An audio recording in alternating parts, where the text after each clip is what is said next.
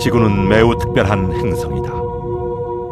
둘레가 4만 킬로미터에 이르는 거대한 암석 덩어리이자 생명의 보금자리인 지구. 표면적의 3분의 1은 육지고 3분의 2는 물이며 공기 중에 산소가 풍부한 지구는 생물체가 사는 유일한 행성으로 알려져 있다. 하지만 이 평온한 청록색의 오아시스에도 뼈아픈 상처가 남아있다. 엄청난 변화와 재앙에 가까운 참사를 견뎌야 했던 지구. 50억 년에 가까운 시간 동안 지구는 여러 가지 변화를 겪었다. 불덩어리로 타올랐다가 얼음덩어리로 변했다가 물길에 휩싸였다가 독가스로 뒤덮였었다. 현재 지구에 사는 생물체들은 대량 멸종이 줄줄이 이어지는 가운데서 살아남은 운 좋은 생존자들이다. 지난 200년 동안 과학자들은 지구의 비밀을 캐내기 위해 끈질기게 지구를 탐사해왔다. 그 덕분에 믿기지 않을 만큼 놀라운 이야기들이 밝혀졌다. 지구 탄생에 관한 비밀이 풀린 것이다.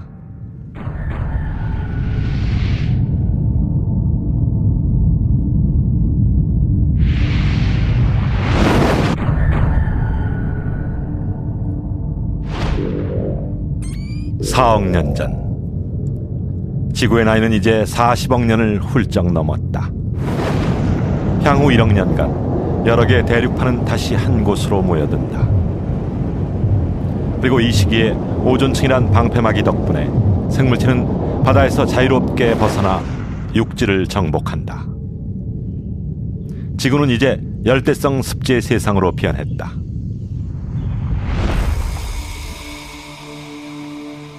미국 조지아주 남부 오키페노키 습지. 오키페노키 습지는 과거에 지구상에 존재했던 습지와 매우 유사한 곳입니다.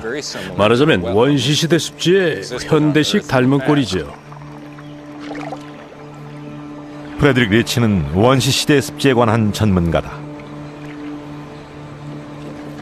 리치와 같은 지질학자들은 이러한 담수성 습지가 3억 년 전 석탄기 시대에 존재했던 대륙의 표면을 매우 근접하게 흉내내고 있다고 말한다. 석탄기는 특별한 시대였습니다. 지구가 탄생한 이래 최초로 거대한 식물이 지표면을 장악했던 시기였으니까요. 12m, 15m, 20m 높이의 식물이 조밀하게 모여 거대한 숲을 이루고 열대 정글의 고온 다습한 기온 때문에 지구는 이때부터 완전히 새로운 국면을 맞이하게 되었죠. 식물이 빼곡히 들어찬 열대성 습지대는 향후 6천만 년간 지구를 장악한다. 이에 대한 증거는 오늘날 모든 대륙에서 발견되는 것으로 바로 석탄이다. 인류의 주된 연료인 석탄은 수백만 년간 식물이 축적되어 생성된 것으로 대부분의 석탄은 3억 년 전부터 존재한 것이다.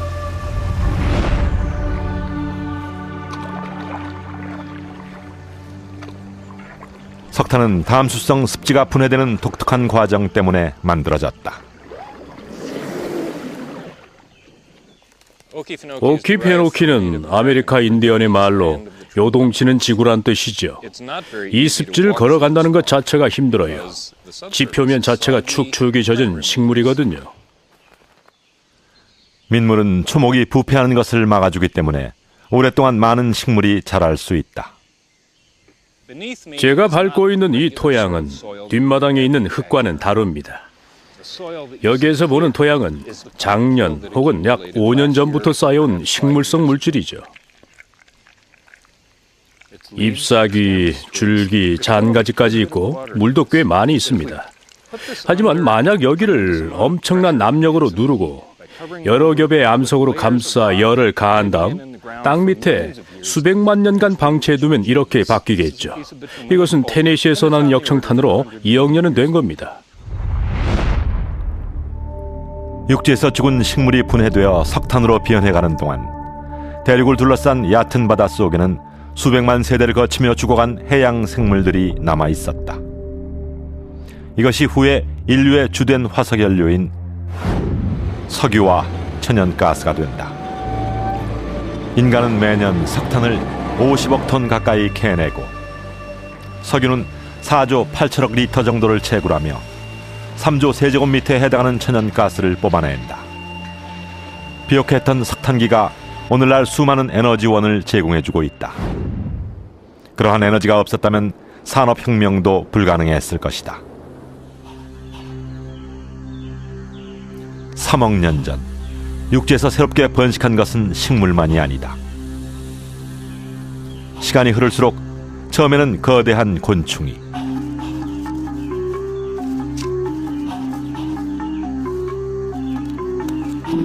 그 다음엔 욕심 많은 양서류가, 그리고 마침내는 초창기 파충류가 바다를 떠나 진흙투성이 해안에 발을 내디뎠다. 과거 미국 동부해안 지역엔 수많은 괴 생물체들이 살았다. 다리가 3개인 노래기와 60cm 길이의 잠자리도 나타났고 바다엔 원시 악어도 존재했다. 이때 지구의 나이는 42억 5천만 년. 역사상 처음으로 지표면에는 완전히 현대적인 생물권이 형성됐다.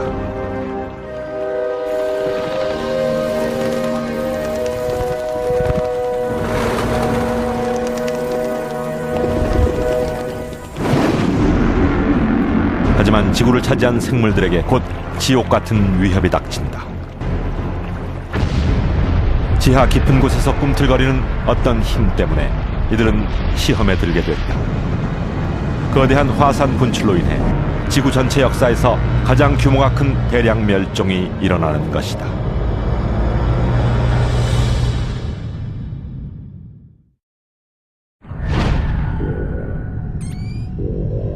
(2억 5천만 년) 전, 수억 년 동안 지표면에 사는 생물체들은 수많은 생존의 위협을 겪어왔다. 하지만 곧 그 모든 걸 능가하는 대재앙이 닥친다. 미래의 시베리아가 되는 지역에선 화산 활동이 일어나 지구의 지각이 흔들렸다. 그는 멘틀의 융기와 분출 때문이었다. 그런 활동의 원인은 아직 밝혀지지 않았다. 하지만 지하 깊은 곳에 있는 뜨거운 멘틀 덩어리는 종종 위로 솟으면서 지각을 녹여버리고 파열시킨다. 이런 활동은 100만 년이 넘는 시간 동안 계속됐다. 이 화산 활동으로 400만 세제곱미터에 달하는 용암이 분출됐다. 미국 땅덩어리를 300m 깊이 아래에 묻어버릴 만한 양이다. 자욱하게 퍼진 유독가스는 지구 전체를 뒤덮었다.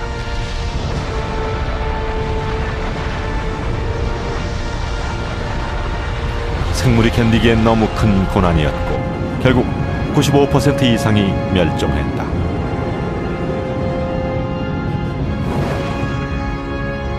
이는 지구가 겪은 그 어떤 순환보다 참담한 대재앙이었다.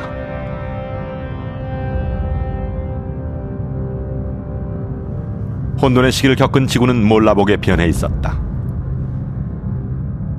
새로운 초대륙 판게아가 지구를 차지한 것이다. 기후는 급격하게 변했다. 향후 2억 년 동안 산소와 이산화탄소의 수치는 다시 한번 절정에 이른다. 이런 상황에서 멸종의 위기를 넘기고 살아남은 동물은 지구상에서 가장 악명 높은 생물체로 진화했다. 바로 공룡이다.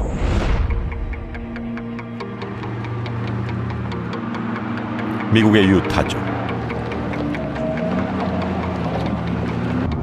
고생물학자 리스베릭이 공룡 화석 탐사에 나섰다. 공룡 뼈를 찾아 그는 먼지 자욱한 미국 서부로 향한다. 지구 생물체의 역사 중 3분의 1은 공룡이 호령했습니다. 공룡의 행성이었던 거죠. 아래는 1억 5천만 년 전부터 쌓인 침전물이고 꼭대기는 1억 4천만 년 정도예요. 쥐라기 시대 암석들이 빼곡히 들어찬 거죠.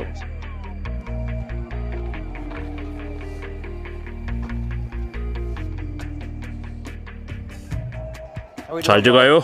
그럼요. 좀 나왔어요? 갈비뼈 조각 같은 것들 뿐이에요.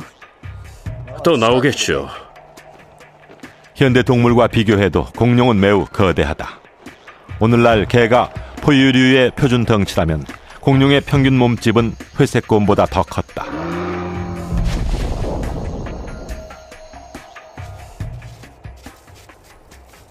마빈 잘했어요. 세상에 정말 대단하네요. 소형 공룡 발톱이에요. 발톱의 크기를 볼 때 대략 300kg 정도 되겠어요. 미식 축구 선수와 덩치가 비슷한 거죠. 이렇게 보존 상태가 좋은 화석은 연구에 많은 도움이 돼요. 완벽한 발톱이에요. 정말 잘했어요, 마빈. 고마워요. 최초로 발견된 공룡 화석은 1822년 영국의 젊은 부인 메리앤 멘텔이 발견한 공룡 뼈였다. 그녀의 남편 기디언 멘텔 박사는 그 뼈의 정체가 무엇인지 밝혀내기 위해 노력했다.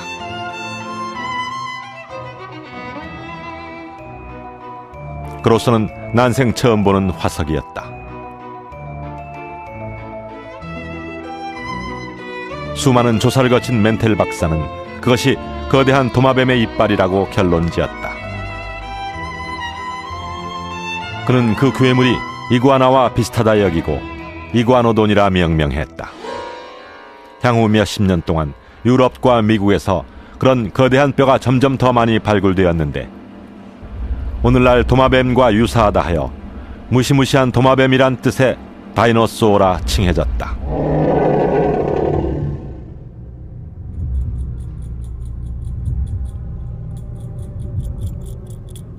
오늘날의 도마뱀과 달리 공룡은 냉혈 동물이 아니었기 때문에 덩치가 커질 수 있었다고 믿는 고생물 학자들이 많다. 피가 따뜻했기 때문에 냉혈 동물인 도마뱀과 온혈 동물인 포유류의 장점을 동시에 지닌 것이다. 공룡은 1년 내내 활동할 수 있고 먹이를 구할 수 있었습니다. 섭취한 양분을 바로 열로 방출하는 게 아니라 상당 부분 몸에 저장해 둘 수 있었죠. 공룡의 덩치가 그렇게 커진 또 다른 이유로 덥고 산소가 풍부한 환경을 들 수 있다. 바로 화산 활동에 따른 환경이었다.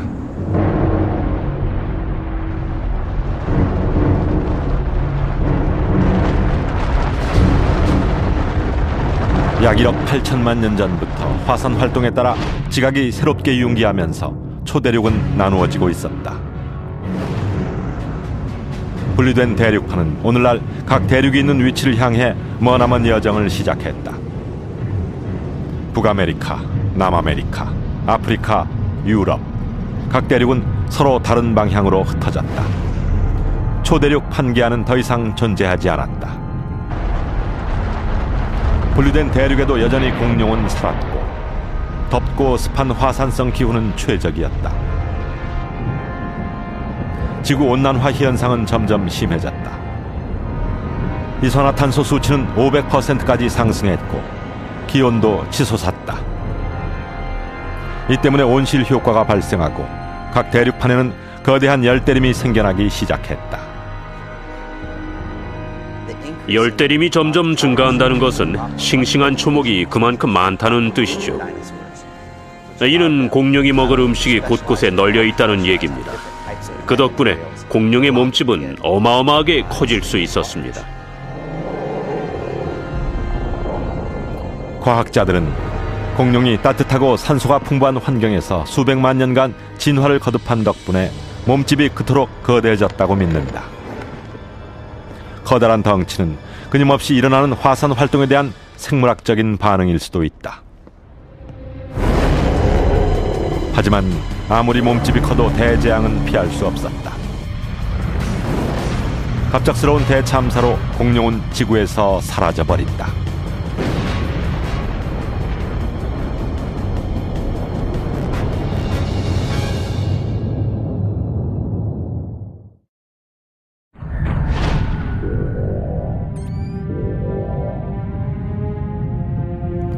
(1억 년) 전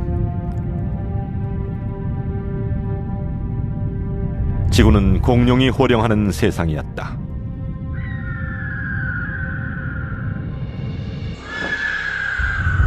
거대한 괴물들이 육지를 가득 메웠고 바다와 하늘을 차지했다.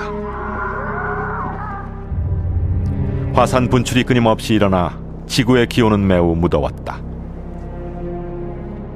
이 시기가 끝나기 전 활발한 화산 활동 덕분에 가장 황홀한 보석이 지표면에 나타나는데 바로 다이아몬드다.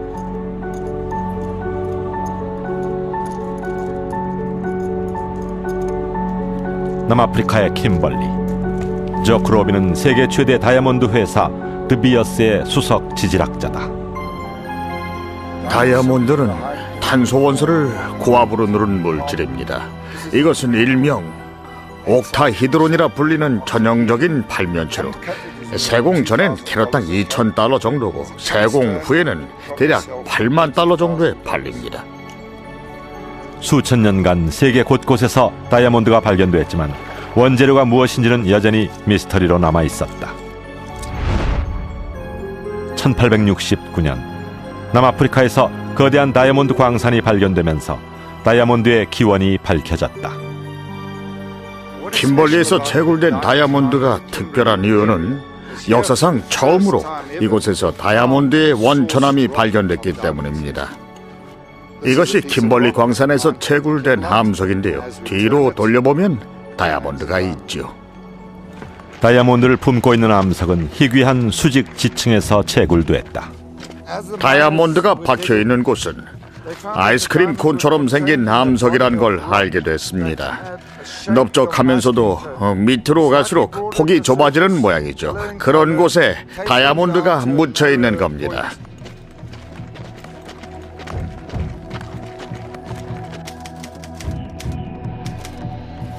이곳을 방문한 미국인 광물학자 헨리 카벨 루이스는 암석을 조사했고 이 다이아몬드 광산이 고대 화산의 입구였음을 알게 됐다. 광부들은 다이아몬드를 품고 있는 마그마에 이르기까지 땅을 팠다.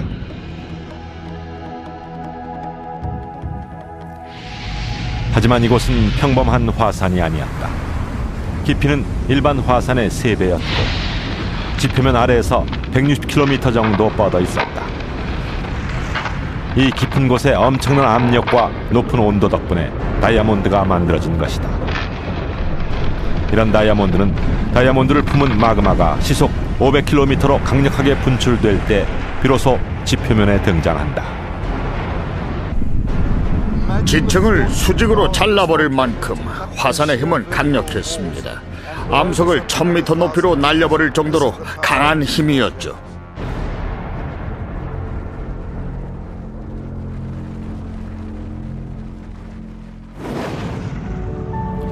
과학자들은 1억 년이 넘는 시간 동안 판게아가 분리되면서 화산이 분출하도록 자극했을 것이라 믿는다.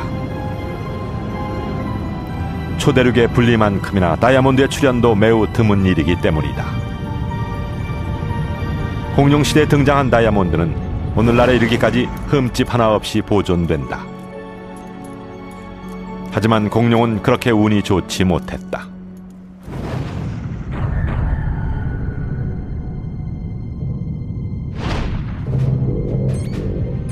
6,500만 년 전 지구엔 활기가 넘쳤다. 초목은 지표면을 가득 메웠고 생물체는 일찍이 없었던 번성을 누렸다. 하지만 자연계를 호령하던 공룡은 이제 곧 지구에서 사라지게 된다. 공룡뼈는 약 2억 3천만 년 전부터 6,500만 년 전까지 침적된 지층에서 지속적으로 발견됩니다. 하지만 그 시기 이후엔 공룡이 갑자기 사라졌어요. 공룡뿐만 아니라 땅 위에 사는 식물을 포함하여 모든 생물의 70% 정도가 사라졌다. 지구 생태계에 끔찍한 재앙이 벌어진 것이다.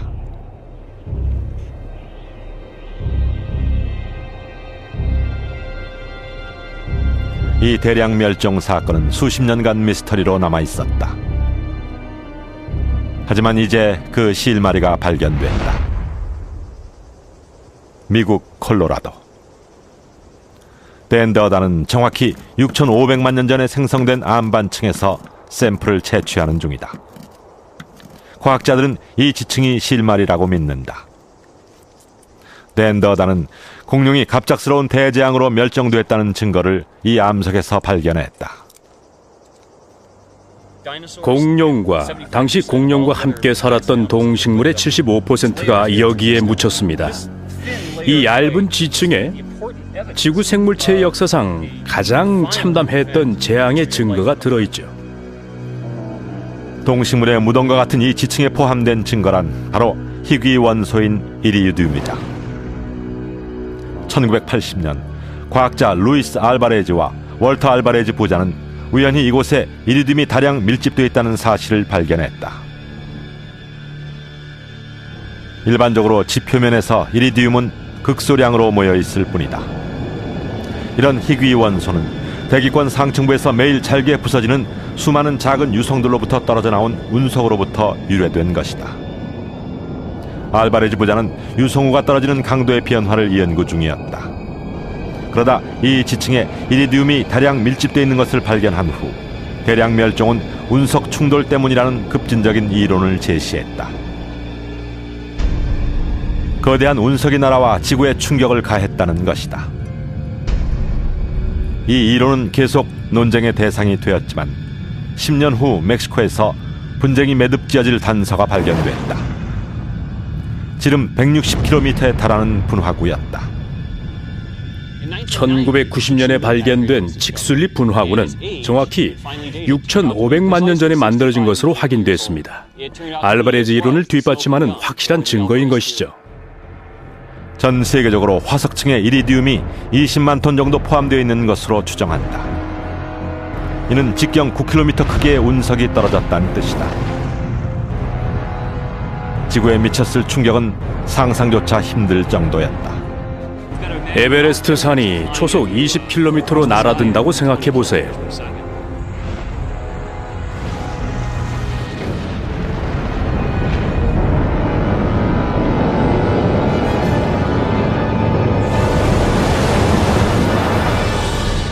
수천 세제곱킬로미터의 지각이 증발하고 깨지고 공중으로 흩어졌다가 다시 그것들이 천천히 내려와 대기를 뚫고 지표면에 가라앉았죠. 그것들이 얇은 막처럼 지표면을 뒤덮은 겁니다.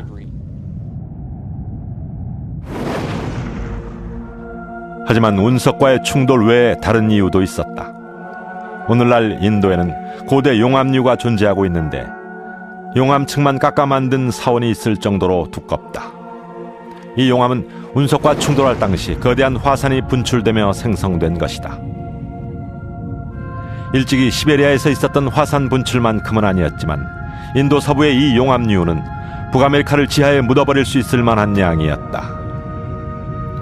유독 가스 구름도 운석 때문에 생긴 먼지에 필적할 만한 양이었다.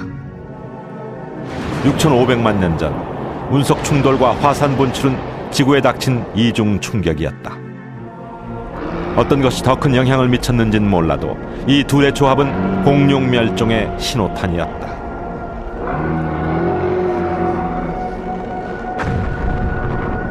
대기권 상공에 머물러 있는 자욱한 먼지는 태양빛을 차단했고 생명체들은 죽어갔다. 거대한 공룡은 다른 주요 동식물이 대부분 그랬듯 멸종해버렸다. 뒤이어 포유류가 지배하는 새로운 세상이 등장하고 인류가 지구를 호령하게 된다.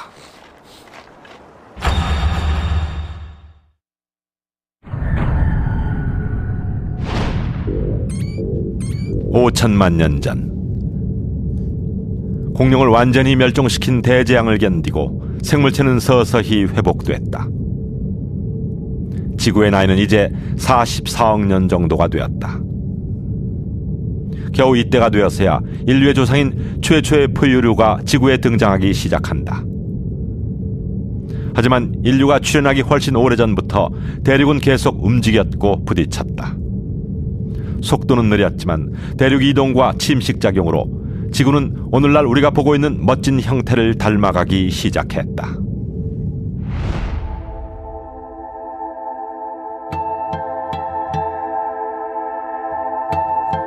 스위스 알프스 산맥. 산맥 중에는 화산 활동 시 용암이 분출되면서 만들어진 산맥들이 있다. 하지만 알프스 산맥을 포함한 세계 최고 높이의 산맥들은 화산을 품고 있지도 않고 마치 마법처럼 평야에서 치솟은 것처럼 보인다. 알프스 산맥은 유럽의 심장을 가로지르며 해발 5,000m의 높이를 자랑한다. 어떻게 거대한 바위 덩어리가 이토록 높이 치솟은 것일까?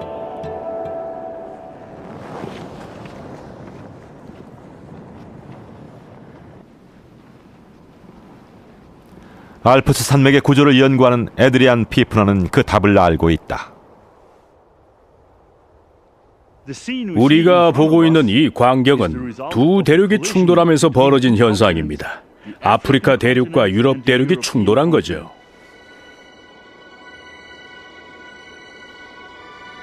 알프스 산맥의 안반에는 이 산맥의 형성 과정을 보여주는 단서가 들어있다.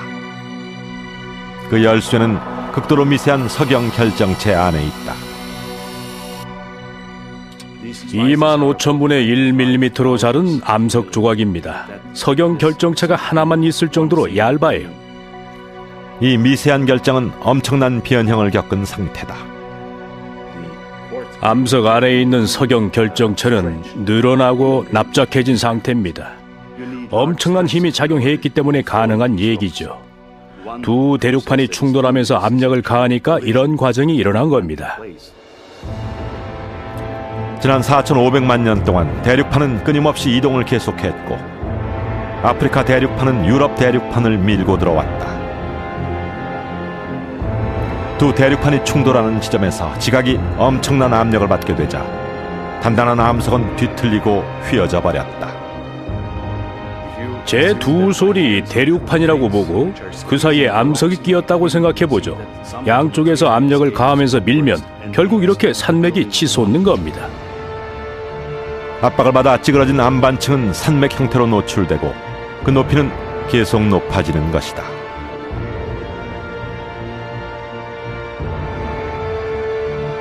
알프스 산맥에는 아프리카 대륙판과 유럽 대륙판의 충돌을 보여주는 유명한 산이 있다. 마터호른이다. 마터호른은 두 대륙이 낳은 자식인 셈이다. 마터호른은 정말 신기합니다.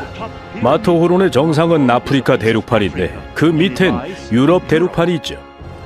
두 개의 대륙판이 실제로 겹치는 과정에서 전형적인 산이 형성된 것이다. 자동차 사고를 보면 차 한 대가 다른 차 밑으로 들어가는 경우가 생길 수 있잖아요.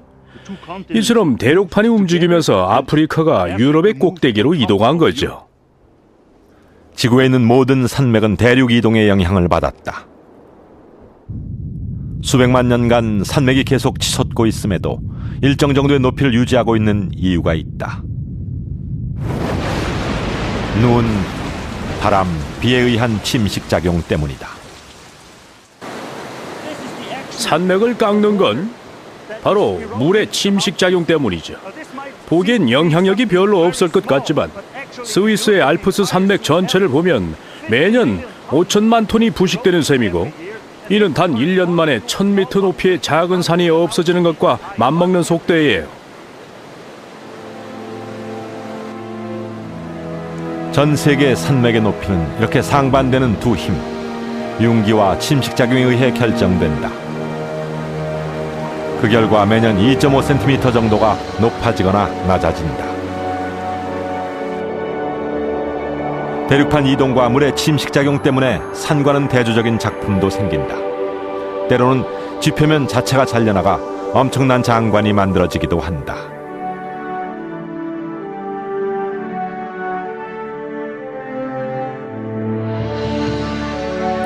그랜드 캐년.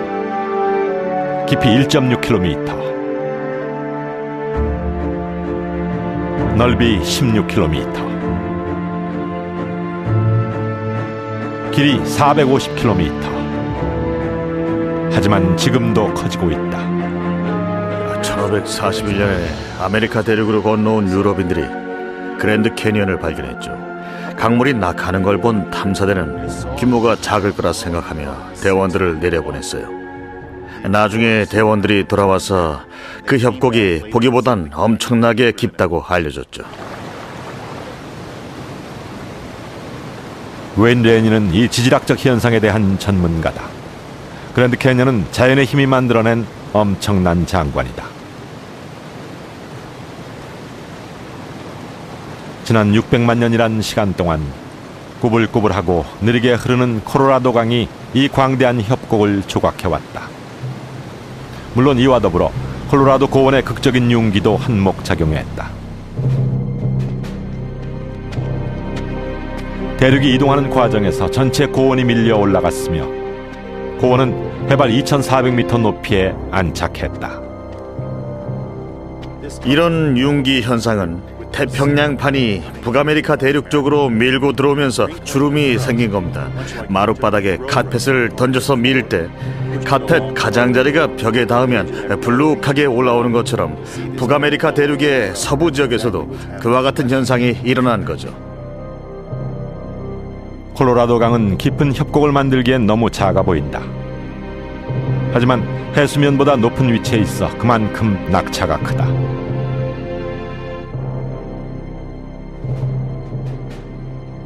아마존 강이나 미시시피 강을 한번 생각해 보세요. 그런 강은 콜로라도 강에 비해 수량은 많지만 지층이 높지 않기 때문에 거대한 협곡을 만들지 못하죠.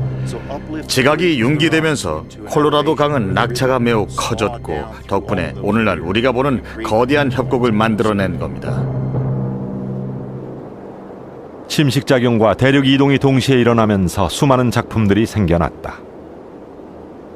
일반적으로 볼 때 가장 높은 산봉우리나 가장 깊은 협곡은 비교적 최근에 만들어진 작품들로 지난 5천만 년 이내에 형성된 것들이다.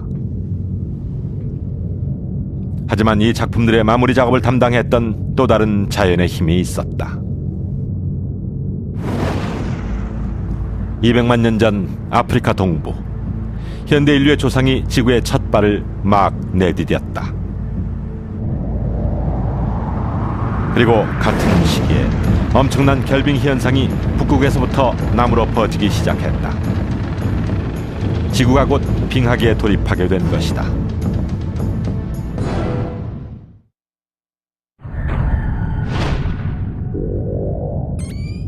(200만 년) 전 현대 인류의 조상은 아프리카 전역을 주름잡고 있었다. 하지만 지구는 천천히 식어갔다. 머지않아 지구의 대부분은 거대한 빙하로 뒤덮이게 된다. 빙하 시대가 도래한 것이다.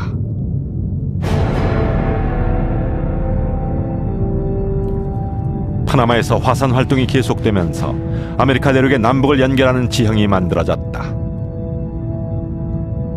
이것이 해류의 흐름을 바꾸면서 엄청난 냉각 현상이 시작된 것이다. 극지방의 해양수는 급격하게 식어갔다. 그 결과 지구의 온도가 크게 떨어져 지구는 빙하기에 돌입한다. 이 빙하 시대는 수만 년간 지속된다.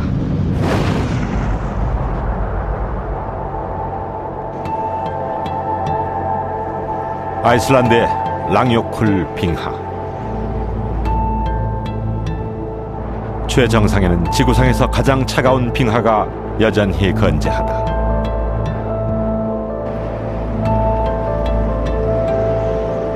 이 죽음의 빙하를 방문하는 이는 거의 없다. 하지만 빙하 기후학자 피노 팔손과 그의 대원들은 정기적으로 이곳을 찾는다.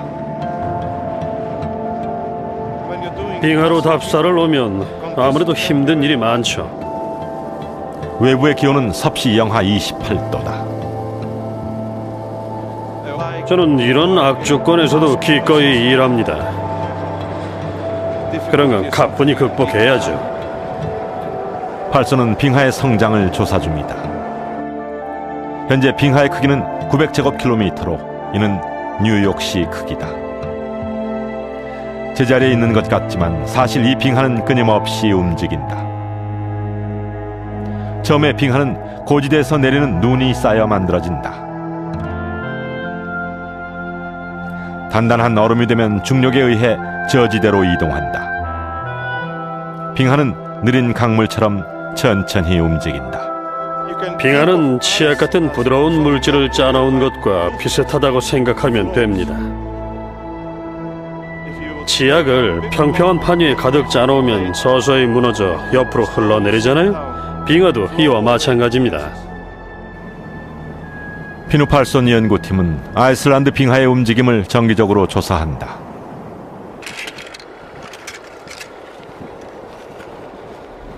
이건 위성 항법 시스템이에요.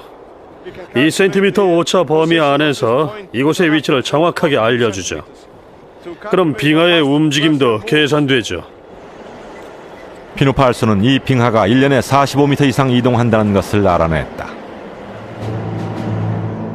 오늘날엔 기후가 온난해서 빙하가 계속 성장하진 못한다. 하지만 오랜 시간에 걸쳐 지구의 온도가 몇 도만 떨어져도 빙하는 천천히 커질 것이고 지구는 다시 빙하기를 맞을 것이다. 빙하 시대의 존재는 19세기의 스위스 지질학자 루이 아가지즈가 최초로 밝혀냈다. 1830년대 알프스 산맥을 탐사하던 아가지즈는 농지에 흩어진 수많은 표석에 주목했다. 또한 계곡에 떡하니 자리 잡고 있는 신기한 암석도 그냥 지나칠 수 없었다. 아가지즈는 암석이 어떻게 그곳에 있는지 궁금했다. 그는 알프스 산맥의 계곡과 북반구를 뒤덮고 있는 고대 빙하가 움직이면서 암석이 운반됐을 것이라 추론했다. 동료 학자들은 처음엔 비웃었다. 하지만 거대한 빙하가 대륙을 뒤덮고 있었다는 증거가 지구 곳곳에서 발견되면서 아가지즈의 이론은 점점 받아들여졌다. 그 증거는 도처에 널려 있다.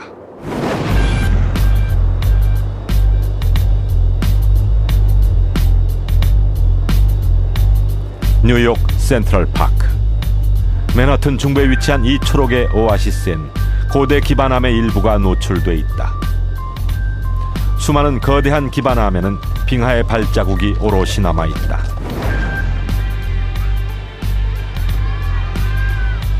기후 전문가 요구 셰이프는 빙하계의 자취를 찾아가는 중이다. 여기가 바로 뉴욕 시내 중심부에도 빙하가 있었음을 보여주는 증거입니다. 자세히 보면 단단한 기반암에 2.5cm 깊이의 미세한 평행선이 남아있는 것을 볼 수 있다. 여기 보이는 흔적들이 뉴욕시에도 빙하기가 있었다는 사실을 가장 잘 보여주는 증거입니다. 이런 홈은 거대한 빙하가 움직일 때 쓸려간 작은 암석들이 만들어낸 것이다. 작은 암석들은 단단한 기반암에 칼날처럼 작용했죠. 뉴욕시에 있던 거대한 빙하가 어떤 방향으로 움직였는지는 이걸 보면 알 수 있어요.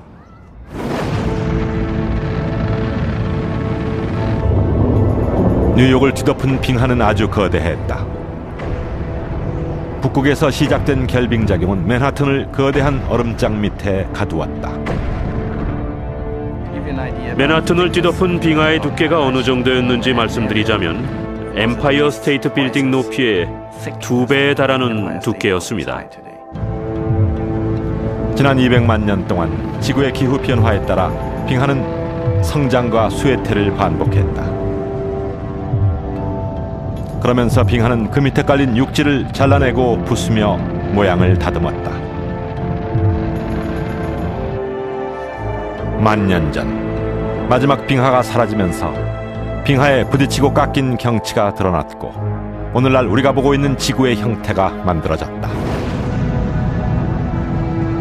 미국 케이프코드와 롱아일랜드는 북아메리카 지역 빙하가 후퇴할 때 떨어져 나온 표속 위에 형성됐다.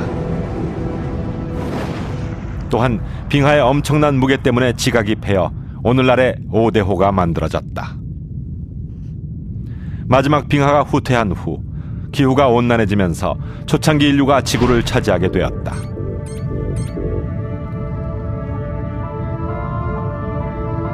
지구가 겪어온 그 장구한 시간에 1%의 1%도 안 되는 짧은 시간 동안 인류의 문명이 시작되고 발전해온 것이다. 인간의 창조력은 지구의 새 시대를 열었다. 이것은 매우 혁신적인 업적이 아닐 수 없다. 과연 앞으로도 계속 인류는 번영할 수 있을까? 인간은 생명의 역사상 그 어떤 동물보다 기술적으로 완벽하게 지구를 지배했죠. 짧은 시간에 많은 일을 이룩하긴 했지만 아직 갈 길이 멉니다. 45억 년 동안 지구는 세상에서 가장 드라마틱한 여행을 해오고 있다. 그 영겁의 시간 동안 지구의 환경은 잠시도 쉬지 않고 변해왔다. 이 땅에 생명체가 생겨난 후 어떤 생물이 살아남을 것이며 어떤 생물이 멸종할 것인지는 환경의 변화에 의해 결정되었다. 이 역동적인 과거를 미루어 볼 때 생명체, 특히 인류의 생존을 위협하는 일들은 더 많이 생길 것이다. 지구는 여전히 변하고 있기 때문이다. 지구에 사는 생명체는 지구의 변화에 잘 맞춰서 살아야 합니다. 지질학적 변화 과정과 생물의 진화 과정을 완전히 분리해서 생각할 수는 없어요. 생물도 지질학적 변화를 이끌어내고 지질학적 상황은 생물이 사는 환경을 만드니까요. 인류가 제일 먼저 직면할 위기는 기후 문제다. 21세기 출발선에서 대부분 지구온난화를 걱정하지만 과학자들은 현재 지구가 빙하기와 빙하기 사이에 있다고 본다. 만년이라는 짧은 시간 동안 지속된 간빙기에 인류 문명 전체가 이룩됐는데 따뜻한 기후가 결정적인 요인이었다. 이 시기에 인류 문명이 발달한 건 단순한 우연의 일치가 아닙니다. 이 당시 기후가 인류의 발달과 번영에 적합했던 거죠. 인류가 살아온 지난 10,000년 동안 지구의 기후는 역사상 유례 없이 안정 상태를 유지했습니다. 지질 상태도 믿기 힘들 만큼 안정적이었죠. 하지만 영원할 수는 없어요. 산업경제의 발달로 기온이 상승했지만 이는 빙하기의 도래를 약간 늦추어 줄 뿐이다. 현재 대륙의 위치로 인해 극지방의 바다는 차가운 상태고 15,000년 후엔 빙하기가 도래할 수도 있다. 앞으로 빙하가 어떻게 움직이느냐에 따라 뉴욕의 상황도 완전히 바뀔 겁니다. 언젠가는 빙하가 남쪽으로 내려와서 뉴욕을 대서양으로 밀어버릴 수도 있죠. 빙하기를 넘기고 살아남는다 해도 이후 더 큰 시련들이 밀려올 것이다. 대륙이 계속 움직이면서 빙하 시대는 끝나겠지만 해안지대가 사라지고 모든 도시는 자취를 감출 것이다.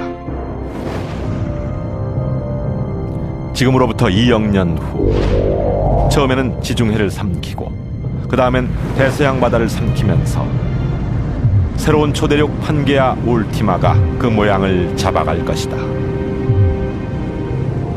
결국엔 북아메리카 동부 해안과 부딪히는 대륙이 생기겠죠. 오랜 시간 후엔 대륙과 대륙의 충돌 때문에 뉴욕은 파괴되고 완전히 사라져요. 그리고 지각이 융기되어 새로운 산맥이 솟아오를 겁니다.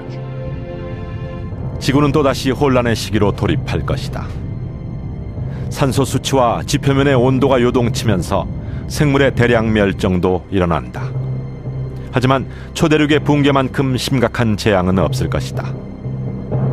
대륙을 이동시키던 엔진이 꺼지면 모든 것은 파멸이다. 지구에 생물이 거주할 수 있는가는 대륙 이동의 사이클과 관련돼 있습니다. 그것은 무한 반복되진 않아요. 언젠간 끝이 나겠죠. 수십억 년 후엔 결국 이 시스템도 끝날 겁니다. 지표면의 변화를 주도했던 지구 내부의 불길도 언젠가는 연료가 떨어질 것이다. 그땐 지구의 역사도 끝나고 만다. 불타는 심장 없이는 지구의 운명 역시 화성의 뒤를 밟을 수밖에 없다. 공기와 물은 완전히 말라버릴 것이고 지표면은 메마른 사막으로 변할 것이다. 지구도 결국 죽는다. 하지만 이는 너무나도 먼 미래의 그림이다. 적어도 10억 년 동안은 지구의 여정은 계속될 것이고 생명체의 활동은 이어질 것이다. 하지만 지난 200만 년 동안 지구에 살을 비비고 살았으며 만 년 동안 지구를 호령했던 인류는 큰 위험에 처할 수도 있다. 지구의 환경은 점점 더 인간이 살기에 부적합하게 변해간다. 만약 먼 미래에 그런 일이 생긴다면 인류는 우리 선조들처럼 힘없이 멸종하게 될 것인가? 어쩌면 새 출발의 기회를 줄 또 다른 청록색 행성을 찾아 첨단 기술을 이용해 지구를 떠날지도 모른다. 인류가 없는 지구가 그 드라마틱한 여행을 계속하도록 남겨둔 채